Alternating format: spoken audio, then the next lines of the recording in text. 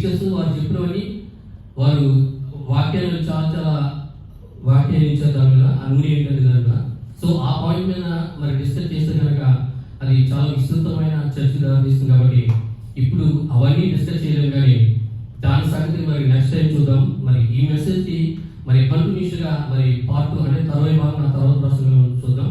So ఈ వారానికి మరి నా కంక్లూజన్ ఏంటంటే మరి స్వాభావికంగా నీ అంతరంగ స్వభావం ఎలా ఉంది?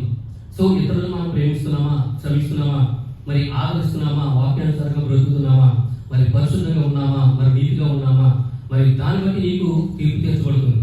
సో దేవుడికి కావాల్సింది మరి మన ఆత్మ కానీ మన హృదయం. సో దాన్ని సరి చేసుకోవడానికి లిటిల్ మోర్ మెచ్యూరిటీతో మన సంఘస్థులు మరి ఎదగాలని నా కోరిక. చూడండి, మరి క్రైస్తవం అంటే మరి బాహ్య క్రైస్తవాన్ని పాటించడం కాదు. సో అంతరంగం ముందు క్రైస్తవులైన వారే మరి నిజమైన క్రైస్తవులు. సో బాహ్య మందు మరి క్రైస్తవులుగా మరి కనబడడం కాదు, కానీ అంతరంగం మందు మరి క్రైస్తవులని కలిగి ఉన్నారు. సో మనం నమ్ముకున్న విశ్వాసం అనేది మరి క్రైస్తవ లోకానికి మరి దేవుడి రాజ్యానికి ఉపయోగపడకపోతే కనుక ఆ విశ్వాసం మరి దేనికి పనికిరాదు. కాబట్టి పాపభీతి మరి దైవభక్తి కలిగి మరి పరిశుద్ధంగా మనందరం దేవుని రాకకు సిద్ధపడాలని కోరుతూ అట్టి కృప దేవుడు మనకి మన సంఘానికి అనుగ్రహించుగాక.